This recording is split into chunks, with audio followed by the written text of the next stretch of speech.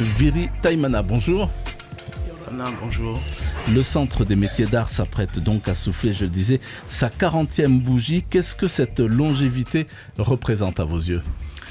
Un travail accompli, d'un travail de longue haleine qui nous a permis de former ceux qui prendront la relève demain. C'est amener une structure capable de puiser aux racines même de nos cultures polynésiennes et de les transmettre à ses élèves. Alors ceux qui prendront la relève demain, dans quel secteur précisément ? Mais en fait, on est parti de l'idée qu'il ne fallait pas uniquement former des sculpteurs et des graveurs, mais des designers, des plasticiens, ceux qui pourront se mettre dans des secteurs où la création et l'imagination doivent apparaître. Des secteurs porteurs d'emploi aussi ? Tout à fait, puisque diplômer des élèves, c'est très bien, mais les insérer dans la vie active, c'est encore mieux. Alors le Centre des métiers d'art, je le disais, est peu connu ou gagne à être en tous les cas davantage connu. Il affiche pourtant un taux de réussite impressionnant. Oui, puisque les entreprises ont besoin d'innovation dans le secteur de l'artisanat, des métiers d'art. Et en même temps, on essaye de voir si ils peuvent continuer leurs études. La plupart des tatoueurs polynésiens sont issus du Centre des métiers d'art. Et eux forment dans leur domaine une association de plus en plus reconnue à travers le monde. Mais qui fréquente sinon aujourd'hui le Centre des métiers d'art ? Est-ce qu'il y a un profil type ou pas du tout ? Ah non, pas du tout. L'accès au Centre des métiers d'art commence à 16 ans. Avec ou sans diplôme. Et on a aussi des élèves qui sont bacheliers, ceux qui ont un BTS, une licence. Tout ça parce qu'ils ont ce désir de retrouver leurs racines, leur culture, ce goût pour l'esthétique, cette envie de créer. Alors le CMA justement propose des ateliers ouverts aux auditeurs libres. Alors ces ateliers libres sont construits autour d'un projet dans les domaines de la sculpture sur bois, la gravure sur coco ou nacre, le tressage, des arts numériques, vous l'avez dit. Mais au bout, aucun certificat, aucun diplôme n'est délivré. Pour les auditeurs libres, non, parce qu'ils sont là pour uniquement en cours de loisirs. L'idée pour la plupart, ce n'est pas de travailler dans ce secteur, mais de trouver un moyen pour s'exprimer. D'accord. Et ils viennent par faire quoi, des techniques ? Parfois, la majeure partie, c'est par curiosité. Parce que certains se disent, aller acheter directement quelque chose de fait, c'est très bien, mais il manque leur rapport. C'est pour ça qu'ils viennent au CMA. Et en même temps, c'est se dire que sur le marché, c'est trop cher, je vais essayer de fabriquer le mien. Et ils s'aperçoivent rapidement que le temps passé à créer un collier, par exemple, est extrêmement long. Et généralement, ils me disent « je comprends le prix ». Ouais, on comprend mieux après. En effet, l'un des moments forts dans l'année, c'est lorsque les réalisations des élèves sont exposées au grand public. C'est la vitrine donc du centre. C'est d'abord aussi, on peut le dire, une fierté pour tous ces créateurs. Oui, effectivement, c'est le moment où ils sont reconnus par le public. Donc, le 6 et le 7 février, c'est la vente des travaux des élèves. Et suivra, le 28 février, l'exposition des enseignants.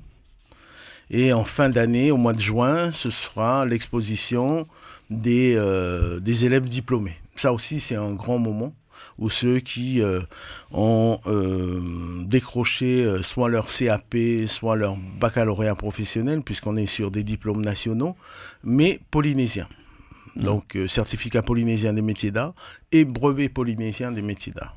Alors, les jeunes qui, vous l'avez souligné, hein, dès 16 ans, donc fréquentent votre établissement, mais les jeunes fréquentent cet établissement parce que ils sont en décrochage scolaire parfois, ils n'ont pas trouvé d'autres voies et donc ils se rabattent sur le centre des métiers d'art, ou alors ça correspond vraiment à une vocation?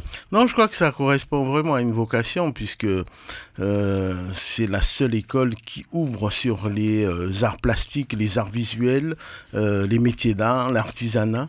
Nous avons concentré notre développement sur une construction humaine. Avant tout, le CMA, c'est un outil qui est au service de la population. Et ces jeunes se reconnaissent parce qu'ils entendent parler des tatoueurs qui sont passés par le CMA. Ils entendent parler des artistes qui peignent, qui font de la peinture. Donc ils savent qu'ils viennent du CMA. Donc ils ont cette envie de rentrer aussi au CMA. L'établissement est ouvert. Hein. Nous n'avons pas pris l'option d'une porte ouverte. Et, l'établissement est ouvert à tous pour visiter du lundi au vendredi. D'accord. Toute l'année. Toute l'année. Ça se passe comme ça. Et donc, alors, le Centre des métiers d'art, aujourd'hui, a les moyens donc de poursuivre ses activités normalement. Il n'est pas menacé par un manque de financement, par exemple?